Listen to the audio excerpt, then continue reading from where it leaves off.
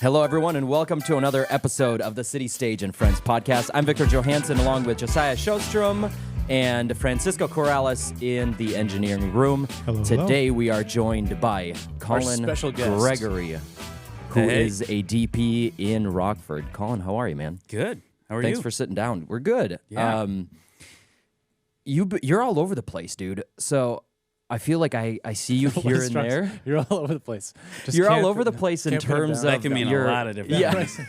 Let's hear what's coming next. In terms of you're always busy. So what have you been up to lately? As a DP? As a DP production company, yeah. What kind of projects you been working on? I mean, it does range all over the place. So I do Sinclair Collective. We do things. It spans from like commercials where we have we're filming through agencies. We get these projects, and we're filming like with lighting crews and everything like that, all the way down to like local businesses, kind of a thing. So I'm the type of person that I really enjoy change. Yeah. Like a lot of times if I don't have change, I'll kind of mess things up. Subconsciously, I mess things up just because I really enjoy. I've just always been like that. I enjoy like the chaos of the moment, but like I enjoy. The thing that I love is like, okay, you've done all the prep getting up to the project, and now it's like the day of, and now like anything can happen. Yeah. And for some reason, my favorite like window is that anything can happen window, because I just enjoy the unpredictability of whatever that is. Yep. But I'm that way in everything. I vacation that way. So my favorite way to relax is I've got a group of guys that will, like, I don't do well with Mexico vacation sitting on the beach. I go crazy. That's more stressful for me. Yeah. Interesting. But we'll go out to, like, we did one last winter where we went to Norway. Yeah, that was cool. And we had, but some of the group were people that had just joined us, so we didn't know them as well. But then there's a group of us that we all just enjoy that unpredictability kind of thing. So, we're the type of people that would be like, we went snowshoeing one day, just way out, and we were like, let's get to the top of that peak let's get up there and back before the sun goes down. And the other people were kind of like really panicking because they were like, well, what if we like start an avalanche? What if we die? Well, I mean, there were things like, Yeah. And so we bring some of the guys that come along are like experienced in like avalanche, like knowing how to avoid that stuff. Like they're guides. Yeah. And then some of them are just like expendable for like, if there's a bear chasing you, you can outrun them. So That's no. It's all about It's who's the slowest, and you know who that is. That's so interesting that you say that. I feel like you are a very organized person. So you have an office here at City Stage, and then you also have your gear room here. Yeah. And if you go into Colin's gear room, it's nothing but organization. The wires are all wrapped up. They're all in their drawers. All your cases are organized. So that's strange that I think it's a weird like dichotomy of you liking the kind of the unpredictability and the disorganization of what a shoot could bring. Mm-hmm. It doesn't seem to like that would line up with how I feel like you run your business. And it's also impregnable, like Fort Knox, the place that the gear is stored, FYI. That's true. Lasers, behind lock sharks. and key. We won't get into all that. Yeah. Well, no, that's a good point. Yeah. So you do. I mean, you seem a lot more organized than I am, for sure.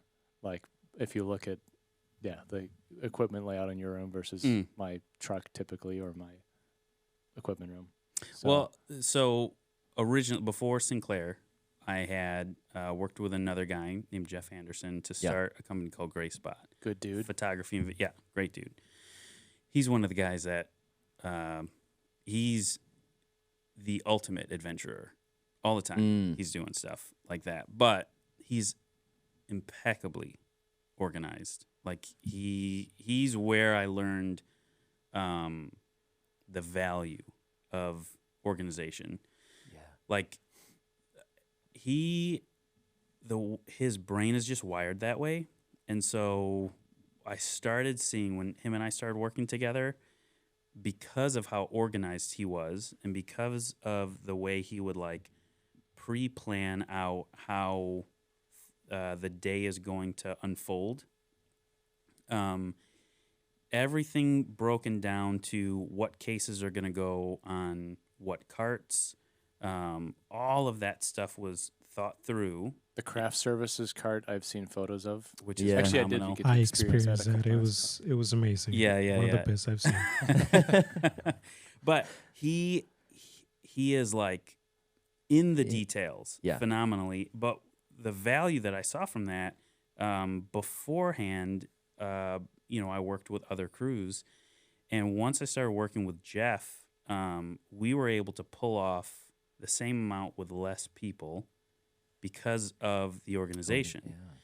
And then I started seeing, okay, when I'm more organized, that frees up energy to put towards other things. Mental capacity. Exactly. Almost. Yes, that's exactly it. Because now I'm, my prep, I know exactly where everything's at. I'm not looking You're not having for to think about things. where did I put that little adapter? What bag is that in? Sort of thing. 100%. Yeah, everything is labeled. And then if I have other people come in, they can get onboarded into helping with gear prep or anything like that. Yeah. So really, where I started seeing is it's like, we can be way more efficient, and I've got more energy to put towards more important things instead of getting like frustrated in prep because I can't find this specific piece of gear. What case is it in? Like everything's laid out. Yeah. So I have not always been like organized. It's more like that's not my natural state. No, from what I watched with Jeff, I saw the value of it, and I was like, I need to do this in my life because it really like makes me more efficient. It makes me when I show up on set look like I know what I'm doing. Yeah. Yeah, absolutely. And it frees up mental capacity, frees up energy for me to put towards more important things. Yeah. So what you're saying is guys like us could learn to be more organized. Well, definitely. I am like. And my second follow-up question to that is, does Jeff put on like workshops on like how to be organization? Organized with gear? He 100% Jeff, should. if you're watching this, you should do it. We need help. Yeah, you should. Yeah. No, but that's interesting that you say that because I really thought that you were there's some people that are just so meticulous about everything, and when I first met you, just judging by your gear room, I was like, oh man, if I ever work with this guy, I got to make sure everything goes back in the right place. And we did work together. Actually, all four of us were on a project recently. Yeah, which was really fun. That was the first time I worked with you. That was great. Yeah. And you were very organized in not only the gear but also just the production in general. It was very fun. So how long have you been doing this line of work? When did you start your company? That's a great question. So I've been doing this line of work 18 years, something like that, generally. Yeah. And then started a company probably 10 years ago. Okay. And then I've been doing Sinclair 2 years. Okay. Something like that. Yeah. Nice. And but then you're so it's always a strange thing when people ask like, what do you do? Or like, I don't know. Anything that involves a camera we can do. Yeah. We do a broad range of work, but you are a DP with a full package as well. And you full camera package, that is. I'm a child. I'm sorry. That was my fault because I you're good. No, you're good. a DP with a full camera package. Yeah, not every DP has their own gear. Like you do have like several camera package options and cameras. A fair bit of camera department stuff. Lenses and beyond. So that's and how I guess with that, what kind of projects have you been doing recently? Are you hired as a company more so, or are you playing as like a freelance gaffer more these days? DP. You're a gaffer or a freelance DP, yeah. So more on the production company side, as of late. Oh, really? Okay. Mm-hmm. But like you, wow, man. Because they are different things. That's what I'm asking is because when you're running the production company, you're taking on the project from beginning to end. So, but even as a production company, you're typically the DP on most. Right. Of your, Yes. At least you're I am. You're higher end projects. Yes. So. Yeah. But there's just a slew of things that are different about just jumping onto a project as a DP, but then being a producer / DP and handling all the logistics of your own company.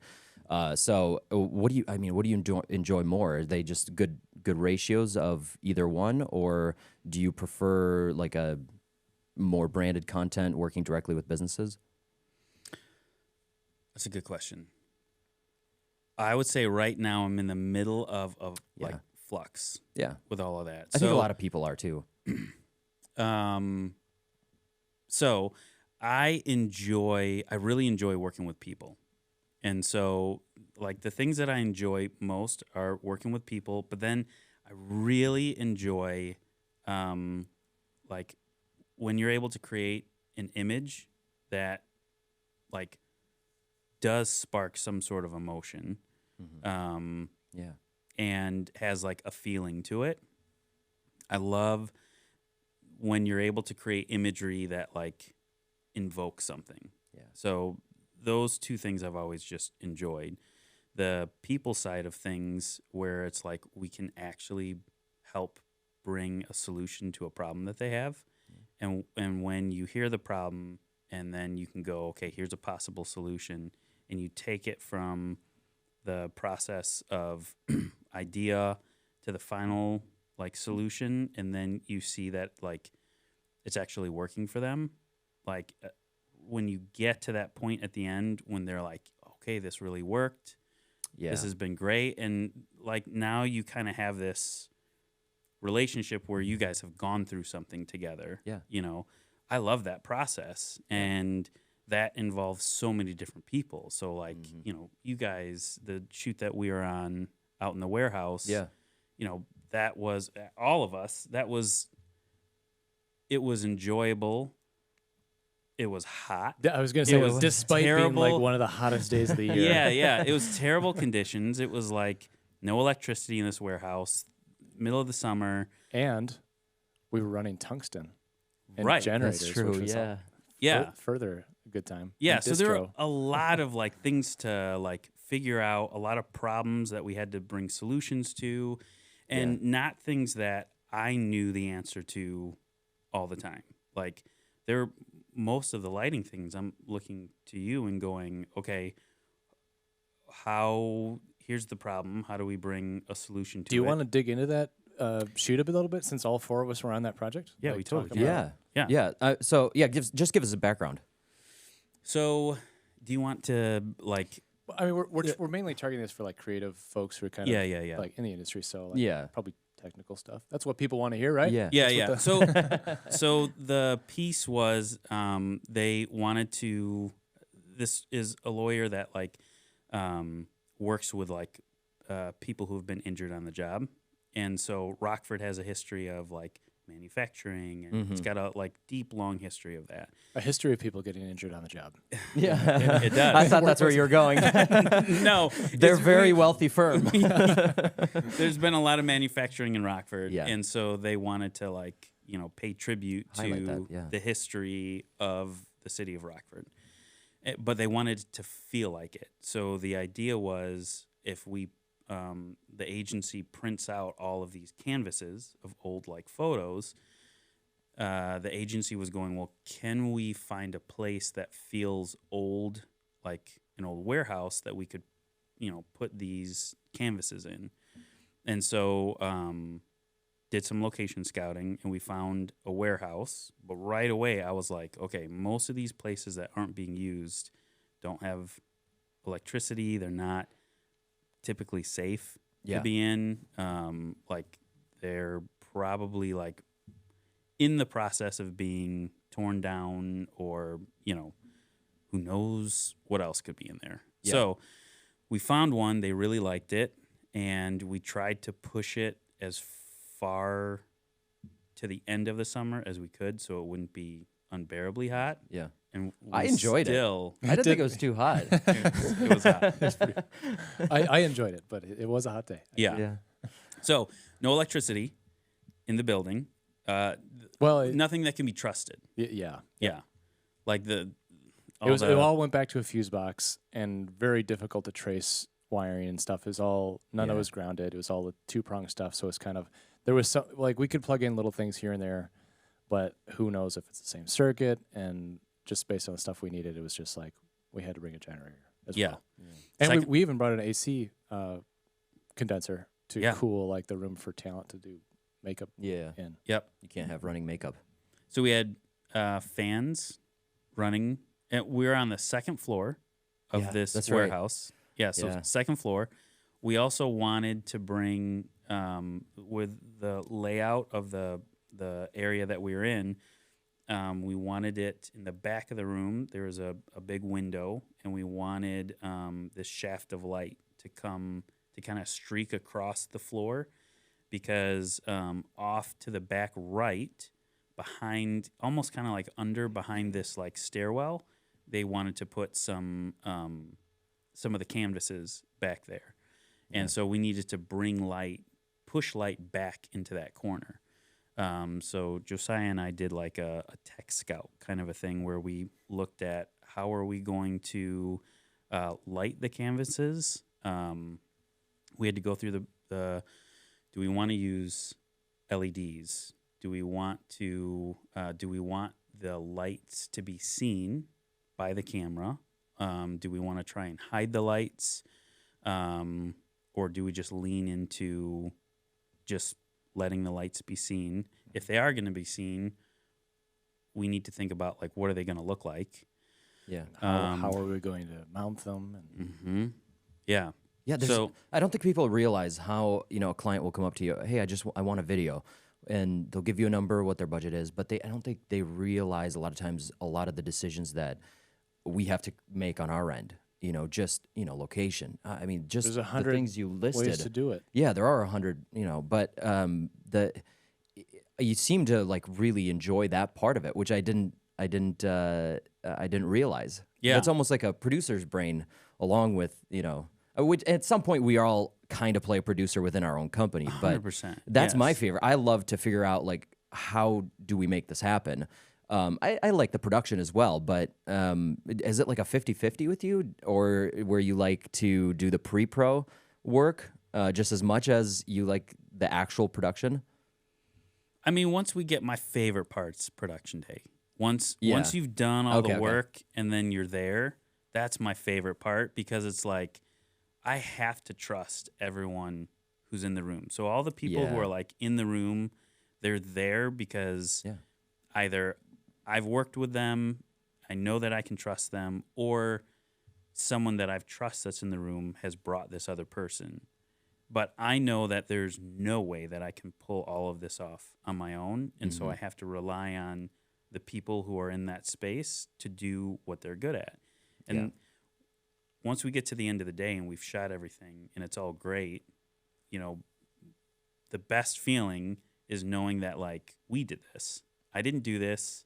Like, we did this, and like I relied on you to take care of all things lighting, and then you brought, Francisco in for all of the like rigging, and we were hitting constant problems before we actually had to shoot. I mean, from art department stuff, which we weren't meant to be involved with. Exactly. So like G&E team came in and And the art department was the company, the people from the agency, right? Yep. Yeah. How many ladies were there? Were like 4 or 5 that put all these? There was probably 50 10 pictures up. Effectively, hanging. the fastening solution for these canvases was not working, so we had to on the spot come up with a way to. Okay, I wasn't aware of that. Okay, mount them all. Yeah. Yes. So and all of this stuff is collaborative. And your project coordinator went on a trip to the hardware store to get some stuff, or you did, or somebody did. We both did. You both did. We took a couple trips. Yeah. But getting up to the point of production day, there's so many different things that we had to figure out, like what we were saying earlier with the lights in the ceiling. What lights do we use? Will they be seen by the camera? That's depending on what we use. That's gonna require different like electrical draw capacities, and especially in the old building. Yeah, that's a huge consideration. So, but then we also have to make sure that, like I'm talking with the agency, and we're talking through, well, how many photos are going to be up? What's the measurements of those photos? How many photos are going to go in like the different spaces? Because we have to know how many lights. 19 or 21 or something like that. Something like that. Maybe 18. Maybe 18 pictures. Something like that. Yeah. So we had a light for each one of them. Yeah. Wow. Yeah. And that was actually probably the main reason we ended up going tungsten, is because they're cost effective. Cost effective. And they look they cool. also, but the ones that you had were like these old like mole midgets and minis, like the 200-watt Fresnels. Right. Yep. Yeah. So they had like this vintage look to them already. They fit. Right. So I was the location was cool with us just screwing them into the ceiling, which was awesome. That was huge. That saved us a ton. Right. Yes, it did. Yeah. So I was taking pictures of these of the lights that we're going to use to light the canvases, and sending that to the agency and going, these are going to be in the shot. I think this will look really good. Are you guys okay with this? So then the other thing was I put the production schedule together. So I was trying to go, okay, how much time are we going to need for setup, just for the canvas first? And so while we're bringing all of our gear up, they were going to start to hang the canvases. And so I have to think through, what are the possible things that could go wrong, Yeah. And so as I'm thinking who my crew is going to be beforehand, I'm also thinking of people who, like, they're a can-do type attitude. I know that sounds weird, but No, that's like they're the type of people I've worked with people that are like, I do my department and that's what I do. I don't really go outside of that much.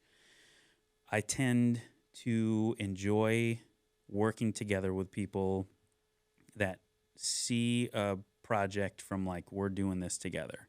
So obviously, I'm not going to ask you to run a camera, because that's splitting your thought process. I know you're capable of doing that, but I'm not going to. Your attitude is like, I'll help out with whatever I can, right? Except for hair and makeup, which, yes. I mean, I could maybe have a career in that, but give it a shot. Yeah. So the crew is important to have like an attitude that's like, we'll work together, and also that when things happen on set, that where we do need to work together, that it's not going to throw the attitude, right? Yeah. That we're like, okay, we'll make it happen. All of a sudden, Mr. Second, whoever is in a huff, frustrated. Yeah, exactly. So one, who is on set, I think is super important. And tailoring that to the project. Exactly. Yep. And then giving us time for the realistic possibility that things could go wrong, right? Like maybe the first AC breaking his leg the day before. That's true. Or the weekend before. Right. Yeah, the weekend before. So we mentioned we were on the second floor. I had just sprained my ankle really bad. Literally probably what did I call you? Called me. We were shooting on Tuesday, I think. I called you on Friday. Yeah. I sprained it that the Thursday night, and I was hobbling around. Like, and I knew we were shooting on the second floor, so I was like, I have no idea how I'm going to do this, but I know I can pull focus, and I know I can help you with camera.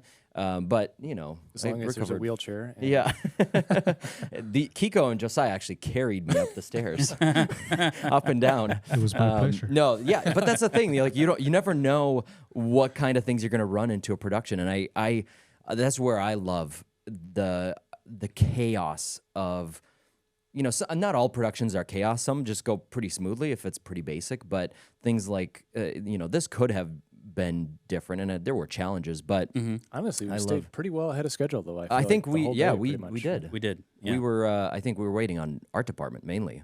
We were set up pretty. Yeah, but here's what I love is I talked to the agency before and just let them know that while we're setting up, while they would be hanging the canvases, we would be setting up.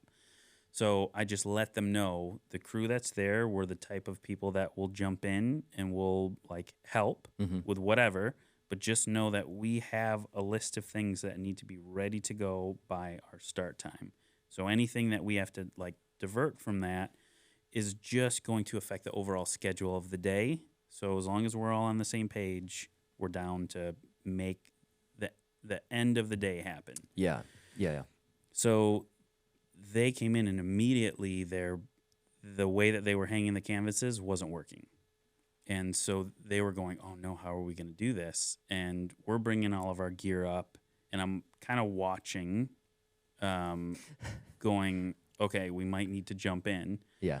And so we jumped in right away, and we were like, let's just hang the canvases from the ceiling. Since we know we can screw everything into the ceiling, let's just, I think they had brought some fishing wire. And so we hung it with fishing wire, but the fishing wire wasn't like strong enough. There's like a bunch of things. See, I didn't realize all these problems. So because you were sitting in the corner with a broken leg. That's true. So selfish. You could be. Kiko and I, how many feet of wire do you think we tried to hide, Kiko? Oh, so much. Yeah. Thousands of feet. I maybe. feel like one of the heroes of the day was the cable runs. And that was largely very thanks to clean. Mr. Corrales. Yeah, it was. Thank you. 100%. Thank you. Yeah. Did an amazing job. First time. How many lights total did we use in that? As many as there was canvases, plus extra. I mean, So 18 of those. or whatever it was. I think it was moles? like 18 of those. Plus we had. We One used outside. like all the ones you had. I always have more that we did. Okay. There's more on the truck. No, and then we had their kind of main key outside, or not key, but like I guess an accent kind of come through the window, and then we had like a fill light. So you had a dado like pop in a little element. I don't know. So we had Quite a few. all of the tungstens lighting the canvases. So the agency, the ladies that were there in the morning, we worked together with them. They were great. And they were. They just dove in. And once all of us collectively were like, okay, we found the solution, they were like, okay, do your thing. We got it from here. So everyone was It's like we gave them the solution to this is how you do it, and then they went and did it. Yeah, we kind of like, because there was I guess we did a little bit of it. there's a lot of but we were trying to figure out how to get we were figuring it out on the fly. So we'd hang the first canvas, and then the canvas would we'd have it hung, and we'd start hanging the next canvas, and we noticed that the canvas that we originally hung is starting to slide down. Oh wow! So then we had to figure out, okay, do we double up the fishing wire, and then can we see that doubled up fishing wire with the camera? And I don't remember any of this. The amount of Tylenol I took, I think, really affected the way I perceived the entire day. Is that why? To me, it was a very with, groovy this day. Super soft focus the whole time. Is that why that was just By the way, yeah, kept saying it was artistic. it was it's my choice. No, that was a fun shoot. But on top of just while we're on the topic, I want to ask you. One of the things I always think about, and I've asked this to Joe too, as a gaffer. So when you walk into a room that you haven't location scouted before, what kind of things are you looking at in terms of where light is coming from and what the camera is doing?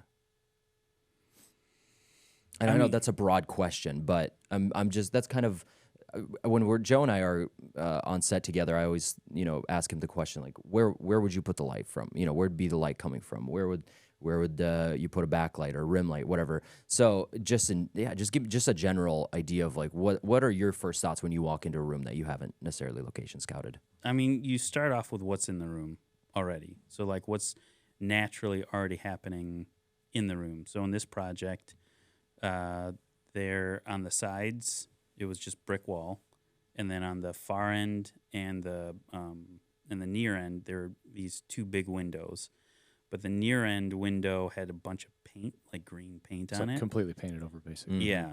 So that we weren't going to use at all. So we knew it was going to be a stronger backlit light, and then everything else, because what was naturally happening in the room is you had this strong backlight that was coming and then just bouncing everywhere. So we wanted to, lift the shadows on the front side, or which would be, we would be shooting towards that back window. Mm-hmm. So we wanted constant light coming in to that back window, but then we didn't want the shadows too dark, but we didn't want it to feel like it was being keyed from the front, because that room, there's nothing in the room that was like a second random source there or something. Right. Yeah. Yeah. So you always just look what's in the room, and then you just have to think about like, what are we filming? And well, that's what I was gonna say. Like that's a different thing that you think about as a DP than I would as a gaffer. Is like you're also thinking about the composition and motivated camera movement, or like how you're orienting stuff. Yep. And I'm usually just waiting for like, what's the general direction we're shooting, so I can start like making decisions. But like you're having to think about, that as well. Like which is the general direction we're shooting. So like, right. How is that approach for you? And you really just, at least I just go into a room and go, what's naturally happening here, and how do we? Because you don't want to. You're doing a good job if you don't notice the lighting. That's like the super the unfortunate. The deacon's MO, right? Yeah, but it's true. So you don't want people to notice the lighting. So you want to accent what's happening in the room naturally when you're in there. But I'm looking at, we're filming a person, so we're filming a female, and so I want to make sure that lighting that's in the room is like flattering for her, as well. So and you were in a gimbal pretty much the whole time. We were so moving around, weaving in and out. Yep. So we were going to be filming all over the place, all directions. So our lights needed to be hid. I should say our lights that we're using for fill needed to be hid. We had all of our lights in the ceiling, which our approach was, you've got the back light that's coming in, but then intentionally we're going to use the lights that are going to be lighting our canvas as another source of light in the room as well. So those are going to be pools that this person is going to be walking through. Yeah, which worked out nicely, because it was like the light was coming down over the top of their head. It was not it wasn't hitting their head. No. And then it was bouncing off these grayscale canvases. Yes, so exactly. It just gave us it's like we had a bunch of bounce cards on the wall. That's really what, yeah, that's what it was. That's a good point, yeah. But we knew this walking into it. Like all of this stuff was like planned this wasn't out. Just like that was a happy coincidence. Yeah. But then sometimes you're not so fortunate, because that never happens. Yeah, that's always, the thing. It's always all planned. Sometimes you're working with a budget and no pre-production, and it's not necessarily worth your time to do any pre-pro or scouting. Yeah. So that becomes challenging. So that's where, some of the basics are, where's the light coming from? How do we motivate it? But there's a whole slew of other situations on top of that. But one thing I did want to ask you is about camera movement. So many people, especially now with gimbals, and so many people there's no motivation for movement in the camera movement. So how do you... and they move it anyway? Is that your point? Right, yeah. And I think sometimes it's... Yeah, we could dive in, but I guess, what do you have an approach to camera movement in terms of matching it to emotion, or matching it to an energy and a feel. And 100%, so yeah. for this one, we were all on a gimbal, because what was your motivation behind all the movement in this? And maybe I should put some video examples and some frames from our shoot, because that would help a lot since we're focusing so much on this. So I'll put some snapshots of the behind the scenes. Just so people get an understanding of what we're talking about. Some post-production time. I did, but Josiah. Some of these shows we cut live and it's done at the end of the session. Yeah. Well, yeah, but I go above and beyond, brother. He does. So I guess what was your motivation in terms of why the camera's moving all the time? And on a gimbal rather than steady cam or handheld. Yeah. So camera movement, like it's got an energy to it, and so any type of camera movement, it could be locked down and it's a pan. All of that stuff invokes something, right? So for this piece, I wanted it to feel elegant, because we were in like it was supposed to feel like a art gallery kind of a thing. She was just like an elegant sort of gal, lawyer, dressed nice, and all right. that. Yeah, right. So I wanted there to be motion, but I wanted it to be motion with her, almost like it might sound weird, but almost like a bit of a dance kind of a feel. Oh yeah. And so a gimbal was the right choice, because I didn't want shake. I didn't want there to be like a handheld feel at all. I wanted it to feel like smooth, but I didn't want any like jerky movements. Everything needed to have like tapered off sort of feel. Yep. Yeah. But and everything needed to be the movement needed to be elegant, really. Yeah. But see, you could have gone on a Dana dolly, which would have given you a little bit more of a grounded approach. Yeah, that's a good way to put it. But I mean, was there a thought in using a Dana dolly rather than? I think the best way to explain it I wanted there to be a feeling of almost like a dance. Dance, yeah, kind of a thing. Okay, yeah. So there was a point. I keep interrupting you. No, you're good. You're great. No, I was just going to throw in a comment. We were all on set, so this took all. all. There was a point in which the three of us were dancing. 100%. Gimbal, the talent, and me with like a bounce light thing combo. Yeah. Because of the rotation we had in this shot, which was probably the best shot of the piece from what I saw from. Yeah. From like so the here's a great example of having the right people on set, because in this piece in particular, I was acting as both director and director of photography. So I was giving her direction as to like what I needed her to do next. And we had a like shot list, not a mood board, a storyboard that we were going off with all of this.